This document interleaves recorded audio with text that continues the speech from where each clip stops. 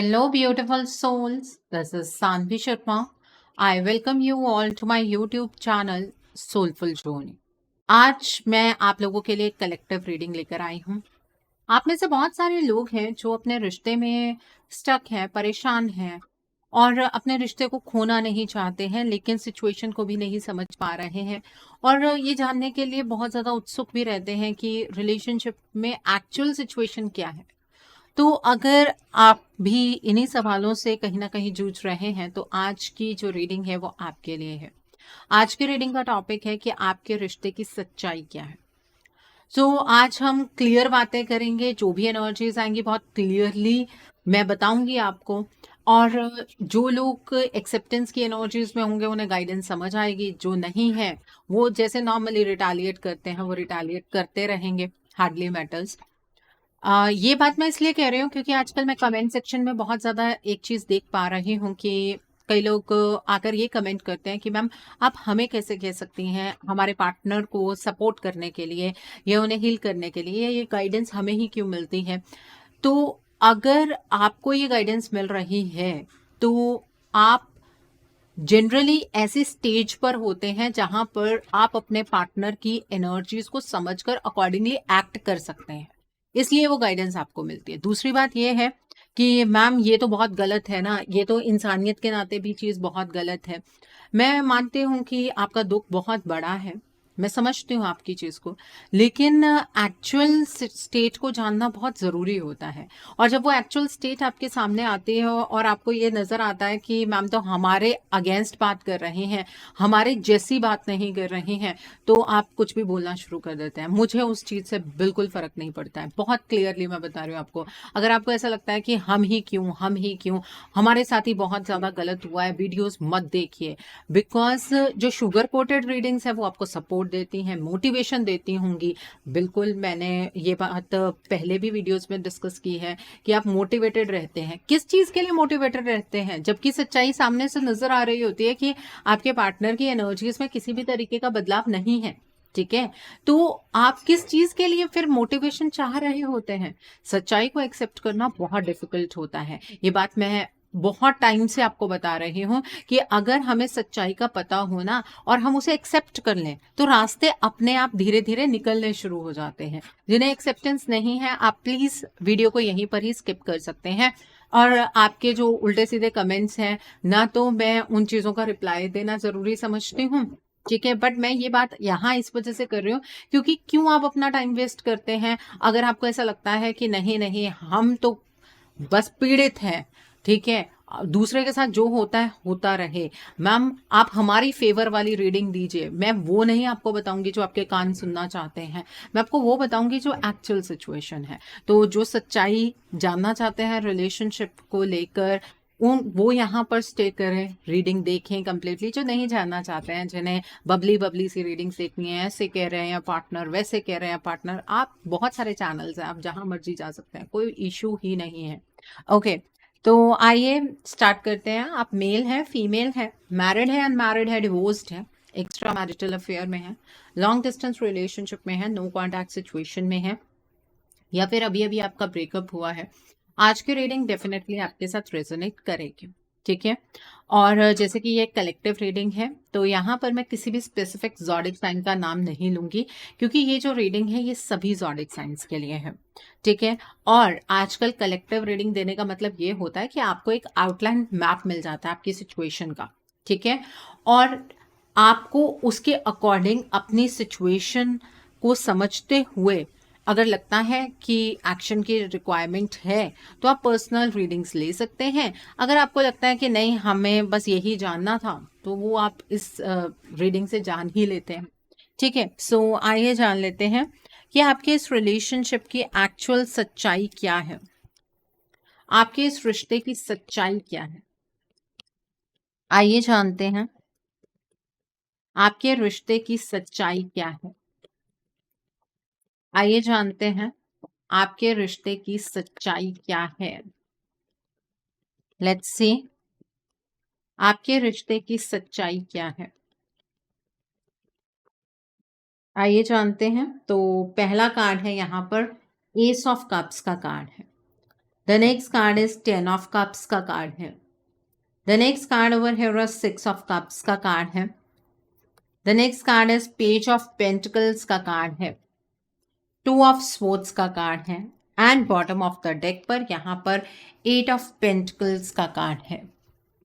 आइए अब हम दूसरे डेक से देखते हैं आपके इस रिलेशनशिप की सच्चाई क्या है।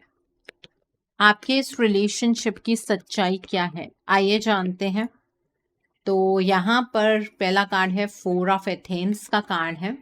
देन इज 10 ऑफ वैंस का कार्ड है। The next card over here is 5 of Athens का कार्ड है। The next card over here is 7 of Athens का कार्ड है। The next card over here is 7 of vents का card है and bottom of the deck पर the world tree का card है। सो आइए डिटेल में बात करते हैं।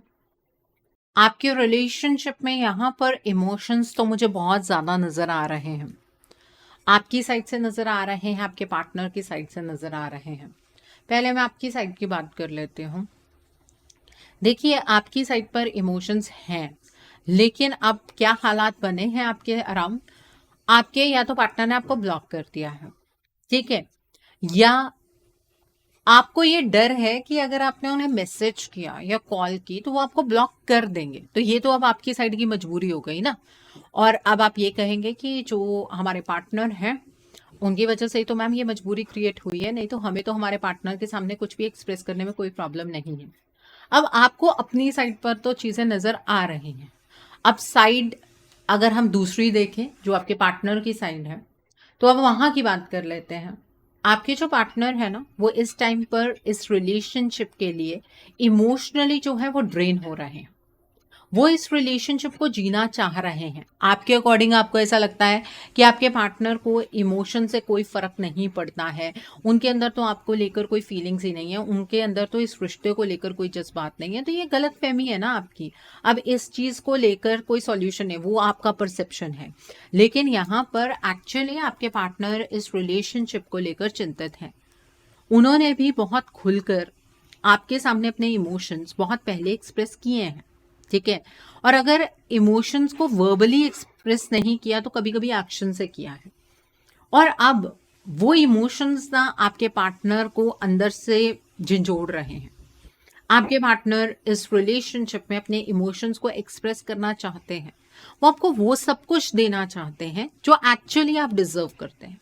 आप भी तो अंदर से सोचते होंगे ना, मैं अपनी जिंदगी के अंदर इतनी टॉक्सिसिटी एक्सपीरियंस जो कर रहा हूं या कर रही हूं, मैं ये डिजर्व नहीं करती हूँ। आपके पार्टनर को भी पता है, उन्हें पता है आप उनकी तरफ से प्यार, रिस्पेक्ट, ऐसी चीजें डिजर्व करते हैं, लेकिन वो चीजें आपके पार्टनर आपको नहीं दे पा रहे हैं क्योंकि उनके हालात जो है वो बहुत डिफरेंट है। मैंने आपको स्टार्टिंग में ही एग्जाम्पल लेकर बता दिया कि हालात किस तरह से क्रिएट होते हैं।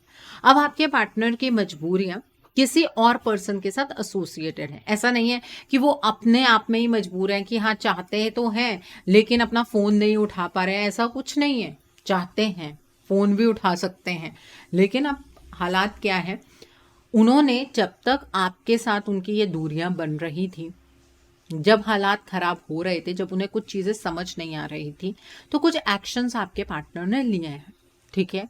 अब किसी और के कहने पर वो चलने लग पड़े, या फिर उन्होंने कुछ एक्सट्रीम स्टेप्स ले लिए, या फिर किसी कमिटमेंट में वो एंटर कर गए। अब उसको एकदम से छोड़कर तो वो आपके पास नहीं आ सकते हैं, क्योंकि वहाँ की जो सिचुएशन है वो आपकी सिचुएशन जैसी नहीं है।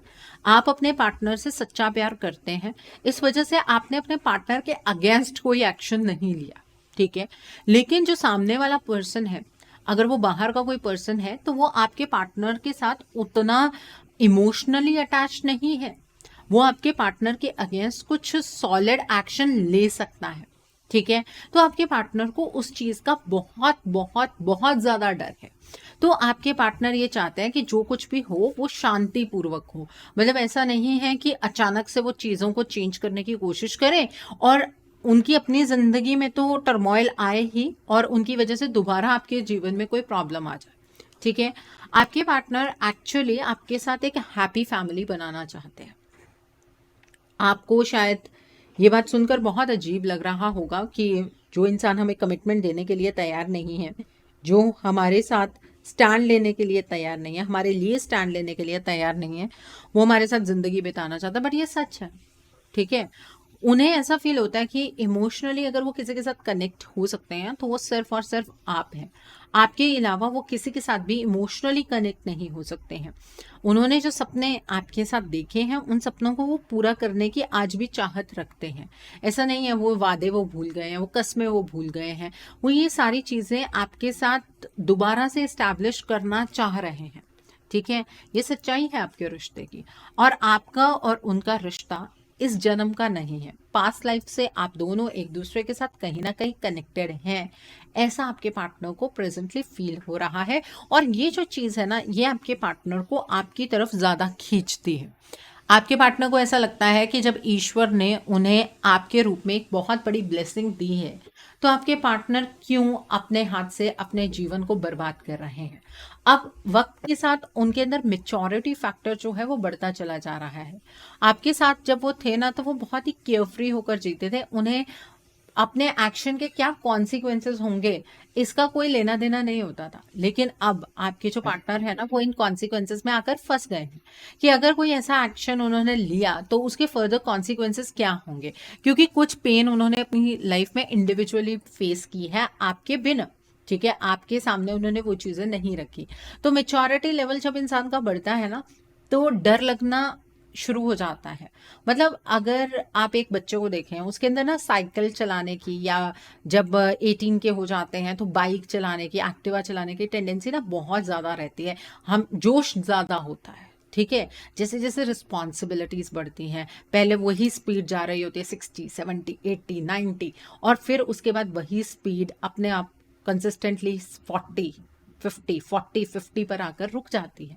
उसे मेच्योरिटी बोलते हैं। और अब आपके पार्टनर के अंदर जिंदगी को लेकर ये मेच्योरिटी आनी शुरू हो गई है। आपके पार्टनर रैंडमली कोई भी एक्शन नहीं लेना चाहते हैं, क्योंकि वो कॉन्सिक्वेंसेस से कहीं ना कहीं डर रहे हैं। ठीक है, तो अब जो लोग ये कमेंट करते हैं ना हमारे बारे में, तो मैम हमारे पार्टनर ने एक पल नहीं सोचा था, एकदम से एक्शन ले लिया था, तब उनका मेंटल स्टेट चीज़ों को लेकर उनके एक्शन लेने की टेंडेंसी कुछ और तरीके की थी, अब किसी और तरीके की। अगर आप पास्ट की जो उनके तरीकों से अपने पार्टनर को जज करते चले जाएंगे ना, आपको कभी भी समझ नहीं आएगा कि आपके पार्टनर एक्चुअली क्यों इतने लेट कर रहे हैं, इतना डिलेड एनर्जीज में है।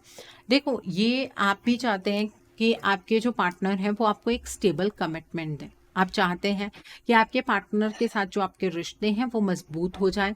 आप भी ये चाहते हैं कि वो कंप्लीटली आपके पास आ जाए। आपके पार्टनर भी आपको ये कमिटमेंट देना चाहते हैं, और एक बहुत ही प्रैक्टिकल कमिटमेंट देना चाहते हैं। ऐसा नहीं कि उनके जो डिसीजंस हैं वो फ्लक्चुएट हों, ऐसा वो कुछ नहीं चाहते हैं। वो ये चाहते हैं कि बहुत ही स्टेबल कमिटमेंट दें, जिससे कि आप दोनों के बीच में वो ट्रस्ट बढ़े। दो इंसान एक दूसरे के साथ सिर्फ प्यार के बेसिस पर नहीं रह सकते हैं, दोनों के बीच में ट्रस्ट होना भी बहुत ज़रूरी होता है, और वो एनर्जीज आपके पार्टनर डेवलप करना चाहते हैं। आप जब इतनी सारी चाहते हैं, ये वो एक्सपीरियंस भी करना चाहते हैं, जीना भी चाहते हैं, लेकिन फिर भी कुछ नहीं कर पा रहे हैं, आपके पार्टनर दोराहे की स्टेट में है, उनके अराउंड कुछ ऐसी चीज़ें हो रही हैं जो उन्हें नज़र तो नहीं आ रही हैं, लेकिन वो महसूस कर पा रहे हैं किसी तरीके की नेगेटिविटी। ठीक है, अब ये नेगेटिविटी क्या करती है, जब आपके पार्टनर आपकी तरफ एक्शन लेने के लिए तैयार हो जाते हैं ना, उनके अंदर एक फियर डेवलप करती है, एक डर, जिसकी वजह से वो एक्शन लेने से पीछे हट जाए। और ये बार बार निरंतर आपके पार्टनर के ऊपर चीज़ें की जा रही हैं। कई लोग कमेंट सेक्शन में ये बात कहते हैं कि मैम, ये जो ब्लैक मैजिक की एनर्जीज होती हैं, ये जो स्पेल वर्क होता है, ये कोई परमानेंट थोड़ी ना, ईश्वर से बड़ा थोड़ी ना है। मैं बिल्कुल आपकी बात से एग्री हूँ, मैं आपकी बात पर बिल्कुल हामी भरती हूँ कि ये चीज़ें कभी परमानेंट नहीं होती हैं। लेकिन जब 15-15 दिन के बाद, नो मून के टाइम पर या फुल मून के टाइम पर ऐसी चीज़ों को रिपीट किया जाता है, तो वो साइकिल बहुत लंबा हो जाता है। अब इसका बहुत क्लियर एग्जांपल मैं आपको बताती हूँ। आपने अपना घर साफ किया, कंप्लीटली साफ किया, और किसी पर्सन ने आकर उस पर एक ब्लैक पेंट जो होता है उसका डब्बा फेंक दिया घर के अंदर।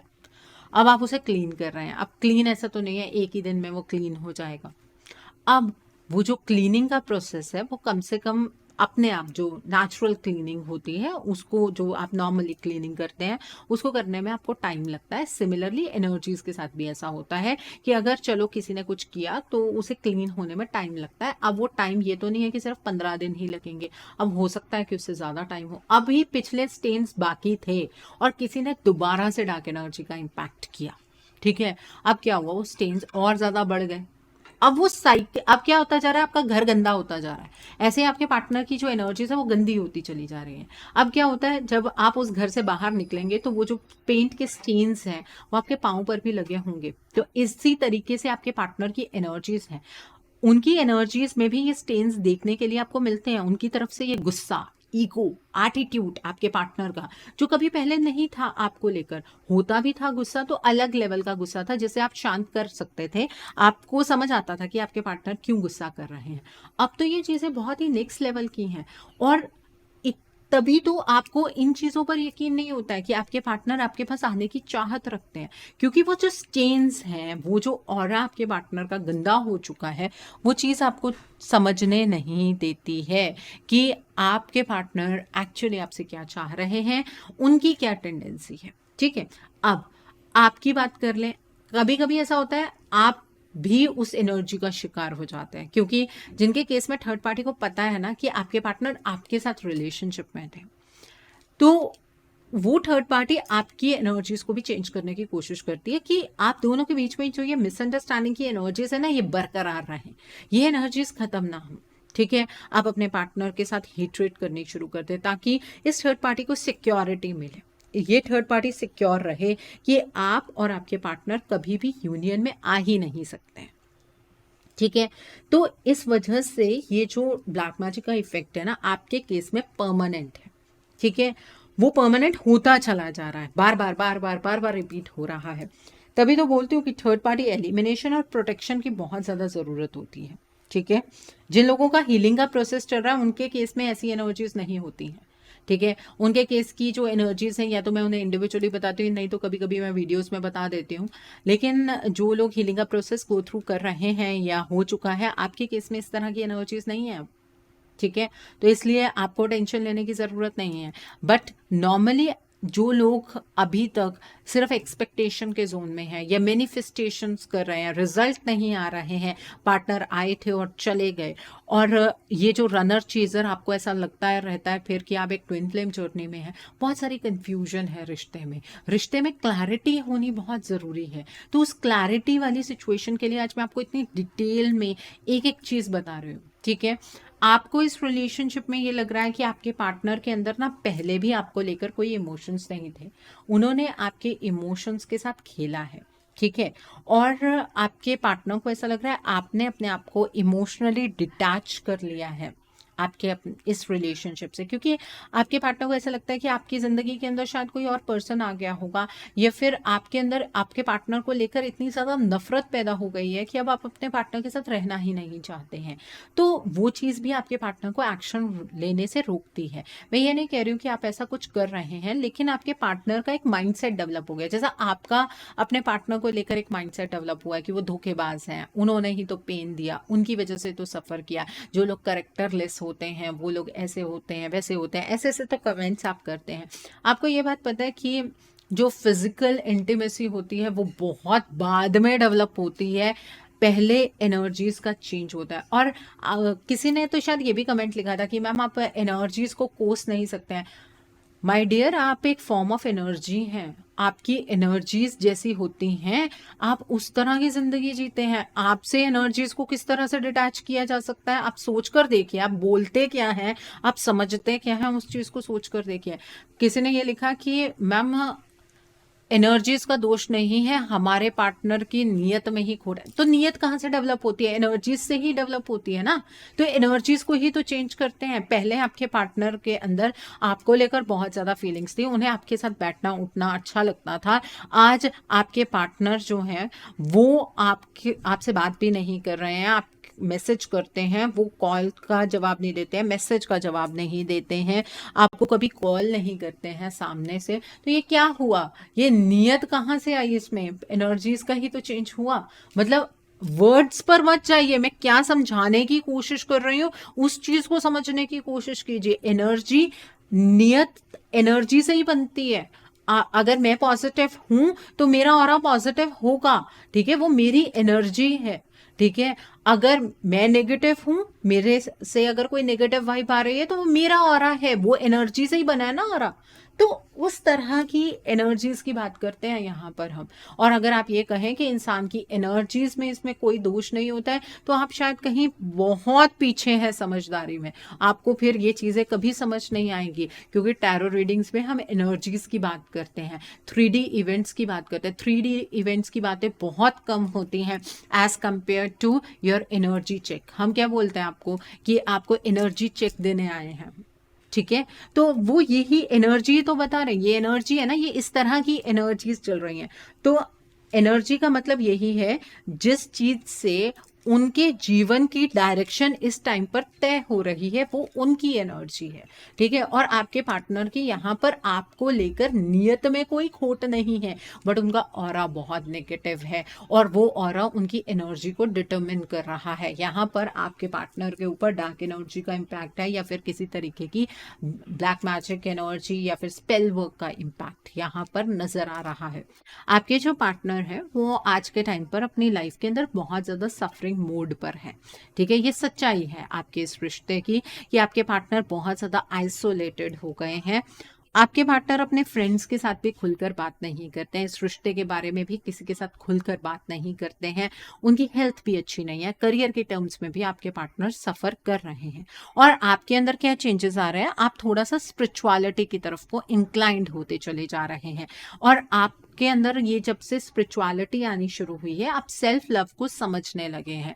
लेकिन सेल्फ लव को कई लोग नेगेटिव टर्म्स में भी समझ रहे हैं। सेल्फ लव का मतलब हम तो सिर्फ अपने बारे में सोचेंगे, हमारे पार्टनर ने जो कुछ हमारे साथ किया उस चीज की कोई माफी नहीं है। हम्बलनेस तो आ नहीं रही है आप में, तो स्पिरिचुअलिटी कहाँ से आ गई? स्पिरिचुअलिटी से हम्बलनेस आती है, हम्बल हो जाते हैं आप, ठीक है। वो चीज तो आ नहीं रही है। यहाँ पर 10 ऑफ वैंस का कार्ड है। ये रिलेशनशिप आपके लिए भी बर्डन बन गया है और आपके पार्टनर के लिए भी बर्डन बन गया है। इस टाइम पर आपको भी नहीं समझ आ रहा है कि इस रिलेशनशिप में क्या किया जाए, किस तरह से चीज़ों को टैकल किया जाए, और आपके पार्टनर को भी कुछ समझ नहीं आ रहा है। इस रिलेशनशिप में आपको ऐसा लग रहा है कि सभी रिस्पॉन्सिबिलिटीज़ आप ही के कंधों पर आकर पड़ गई हैं। अब आप क्या करें? आप तो अपने इस रिश्ते को बचाने की कोशिश करना भी चाहते हैं, लेकिन आपके पार्टनर की तरफ से तो आपको इस तरह का कोई भी एक्शन नजर नहीं आ रहा है। तो आप कैसे अकेले में अपने आप से डिसीजंस बना लें? डिसीजन तो आपको अकेले में ही बनाने पड़ेंगे, खुद ही बनाने पड़ेंगे, क्योंकि अगर आपके पार्टनर आपकी एनर्जीज को समझने वाले होते तो इतनी प्रॉब्लम्स क्रिएट ही ना होती। आपके पार्टनर की उस तरह की एनर्जीज है ही नहीं। यहाँ पर 5 ऑफ एथेंस का कार्ड है। आपको ऐसा लगता है कि आपके पार्टनर धोखेबाज हैं, उन्होंने आपको बहुत ज़्यादा चीट किया, उन्होंने आपको बैकस्टैप किया, उन्होंने आपकी ज़िंदगी को बर्बाद कर दिया, ऐसा आपको फील होता है। लेकिन अपनी जजमेंट को आपको बदलना होगा, अपने पॉइंट ऑफ व्यू को आपको चेंज करना होगा। अगर आप अपने पॉइंट ऑफ व्यू को चेंज नहीं करेंगे तो आप अपने पार्टनर को लेकर एक पॉजिटिव माइंडसेट तो बिल्कुल नहीं बना पाएंगे, और फिर एक्शन लेना तो बहुत दूर की बात हो जाएगी। और जिन लोगों को ऐसा लगता है कि हम अपना ये माइंडसेट चेंज नहीं कर सकते हैं, आप इस रिलेशनशिप से मूव ऑन हो जाइए प्लीज। इस रिलेशनशिप में रहकर अपनी जिंदगी को मत अटकाइए, और इस रिलेशनशिप में वही रहने की कोशिश करें जो ये बात जानते हैं कि अब कॉम्प्लिकेशन तो खड़ी हो गई है, रिश्ता हमारी भी जिम्मेवारी है, हमारे पार्टनर भी हमारी जिम्मेवारी है, और हमें वो जिम्मेवारी निभानी है। जो इस तरह के माइंडसेट के लोग हैं, आप प्लीज इस रिलेशनशिप पर फोकस कीजिए, बाकी आप मत कीजिए। आपको मूव ऑन कर लेना चाहिए। आपके पार्टनर को रियलाइज होगा नहीं होगा, वो आप नॉर्मल और बहुत सारी वीडियोस आती हैं उसमें देखते रहिएगा, शायद उससे आपको खुशी मिल जाए। पता नहीं ये कैसी खुशी होती है जब आपका कोई अपना, जिससे आपने कभी बहुत ज़्यादा प्यार किया, मैं तो ये कह ही नहीं रही हूँ कि आपके पार्टनर ने आपसे प्यार किया, मैं तो ये कह रही हूँ कि आपने उनसे बहुत ज़्यादा प्यार किया, आज उन्हें तकलीफ में देखकर आपको बहुत ज़्यादा खुशी मिल रही है। क्या इससे आपकी तकलीफ कम हो रही है? मतलब ये कैसी स्पिरिचुअलिटी है? मेरा तो सबसे बड़ा क्वेश्चन यहीं पर आता है आपसे। ओके, 7 ऑफ एथेम्स का कार्ड है यहाँ पर। देखिए, आपके पार्टनर को भी यही ट्रस्ट इश्यूज़ हैं। आपके पार्टनर को ऐसा लगता है कि अगर वो सामने से आकर आपको चीज़ें बता दें कि उनकी लाइफ़ के अंदर ये सारी चीज़ें हो रही हैं, तो आप उनकी बात का यकीन नहीं करेंगे। आप उनकी बात का यकीन क्यों करेंगे? उनके अकॉर्डिंग भी उन्हें भी ऐसा लगता है कि वो आप उनकी बात का यकीन क्यों करें? क्योंकि उन्होंने आपका ट्रस्ट तोड़ा है, ये बात उन्हें भी पता है। उन्हें आपको उस टाइम पर बताना चाहिए था कि उनकी लाइफ़ के अंदर क्या हो रहा है। लेकिन वो सारी चीज़ें उन्हें ही बहुत लेट समझ आई, तो वो आपको क्या बताते। तो इसलिए अंडरस्टैंडिंग का गैप आप दोनों के बीच में बहुत ज़्यादा है। ना आपके पार्टनर आपकी किसी बात को समझ पा रहे हैं, ना आप उनकी किसी बात को समझ पा रहे हैं। स्पेशली वाइब्रेशंस ही आप दोनों की एक-दूसरे के साथ मैच नहीं हो पा रही है इस पॉइंट पर, तो वो प्रॉब्लम ज़्यादा है। और आपके बहुत सारे ट्रस्ट इश्यूज़ हैं, ये बात सच है। आप अपने पार्टनर के ऊपर विश्वास नहीं कर सकते हैं। आप अपने पार्टनर को अपनी ज़िंदगी में चाहते तो हैं, लेकिन एक बार खुद सोच कर देखिए कि जब आपके पार्टनर सच में आपकी लाइफ़ के अंदर वापस आ जाएँ, तो क्या आप उनके ऊपर पहले जैसा विश्वास कर पाएँगे? क्योंकि एक परसेप्शन है ना जो आपने अपने पार्टनर को लेकर अपना बनाया हुआ है, वो परसेप्शन ही चेंज करने के लिए आप जब तैयार नहीं हैं, तो ये जो बैरियर्स आपने किए हुए हैं, लगाए हुए हैं अपने आस-पास, ये जो गार्ड अप कर रखे हैं आपने, जब तक ये डाउन नहीं होंगे, तो आप अपने पार्टनर की एनर्जीज को कैसे समझ पाएंगे। ठीक है, गलत हुआ आपके साथ, बहुत गलत हुआ, मैं मानती हूँ। लेकिन क्या आप उस गलत को आपको सही नहीं करना है, या फिर आपको सिर्फ टाइम पास करना है कि हाँ आज हो जाएगा, कल हो जाएगा। जस्टिस के लिए फाइट करनी पड़ती है, तब जस्टिस मिलता है। जो चीज़ आपकी अपनी होती है उसके लिए आपको फाइट करना पड़ता है। नहीं तो अगर आपके हाथ से चीज़ निकल रही है, सिचुएशन निकल रही है, टाइम निकल रहा है और आप उसको निकलने दे रहे हैं और फिर भी आप जस्टिस की उम्मीद में बैठे हैं, तो पता नहीं कब तक आप यही उम्मीद लगाकर बैठे रहेंगे। यहाँ पर द वर्ल्ड ट्री का कार्ड है। आपके इस रिलेशनशिप में एक दोमुहा सांप है जो कि एक थर्ड पार्टी एनर्जी है, और ये थर्ड पार्टी एनर्जी आपके रिश्ते को बहुत बुरी तरह से बर्बाद कर रही है। ये पता आपको भी है, दिख रहा है आपको भी सब कुछ, लेकिन देखकर भी अनदेखा आप ही करते चले जा रहे हैं। अब ये मत कहिएगा कि मैम हम क्या कर सकते हैं, ये थर्ड पार्टी जब सब कुछ कर सकती है तो आप कुछ क्यों नहीं कर सकते। आपको तो पॉजिटिव माइंडसेट के साथ करना है, और पॉजिटिविटी को तो यूनिवर्स सपोर्ट करते हैं। ठीक है, तो अपने माइंडसेट को थोड़ा सा बदलिए। रिश्ते की सच्चाई तो यही है। अगर इस चीज को एक्सेप्ट कर लेंगे बहुत अच्छी बात है, नहीं करेंगे तो आपकी मर्जी है। ठीक है, अगर आप में से कुछ लोग ऐसे हैं जो चाहते हैं कि हम अपने रिलेशनशिप के लिए, अपने पार्टनर के लिए एक स्टैंड लें, तो आपको पर्सनल रीडिंग लेनी चाहिए। उसमें जानिए कि क्या प्रॉब्लम है। और कई लोग तो ऐसे आ रहे हैं मेरे पास, मैम रीडिंग नहीं हम लेंगे, हम हीलिंग लेंगे। डॉक्टर को पहले बीमारी चेक करवानी पड़ती है।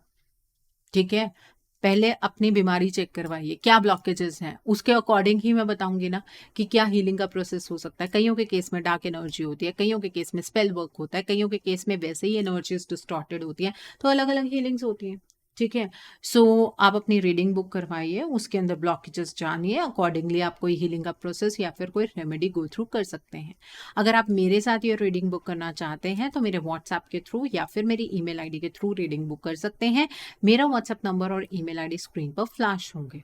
ओके, सो आई होप आज की रीडिंग से आपको बहुत सारी चीज़ों को लेकर क्लैरिटी मिली होगी। नीचे मुझे कमेंट सेक्शन में ज़रूर बताइएगा ये रीडिंग आपको कैसी लगी। वीडियो पसंद आई है तो लाइक करना मत भूलिएगा, अपने नियर एंड डियर वंस के साथ शेयर ज़रूर कीजिएगा। हो सकता है किसी को अपनी लाइफ को लेकर, अपने रिलेशनशिप को लेकर कुछ क्लैरिटी मिल सके, so do share my video also. अगर आप मेरी रीडिंग से इन्फ्लुएंस्ड हैं और किसी पर्सनलाइज प्रॉब्लम का सॉल्यूशन मुझसे चाहते हैं, तो आप अपनी पर्सनलाइज रीडिंग मेरे साथ बुक कर सकते हैं। ये बुकिंग आप मेरे व्हाट्सएप के थ्रू या फिर मेरी ईमेल आईडी के थ्रू कर सकते हैं। मेरा व्हाट्सएप नंबर और ईमेल आईडी स्क्रीन पर फ्लैश होंगे। जिन लोगों ने अभी तक मेरे चैनल को सब्सक्राइब नहीं किया है, आप प्लीज़ मेरे चैनल को सब्सक्राइब कर लीजिए और बेल आइकन को प्रेस करना मत भूलिएगा, जिससे कि आपको नए नए वीडियोज़ की नोटिफिकेशन मिलती रहे। मेरा एक और चैनल भी है, soul divine journey tarot. Link आपको नीचे डिस्क्रिप्शन बॉक्स में मिल जाएगा। उस चैनल पर मैं कुछ ऐसी वीडियोस पोस्ट करती हूँ जो आपको आपकी लाइफ को चैनलाइज करने में मदद करती हैं, और मैं अपनी डेली एंजेलिक गाइडेंस रोज रात 8 बजे उस चैनल पर पोस्ट करती हूँ।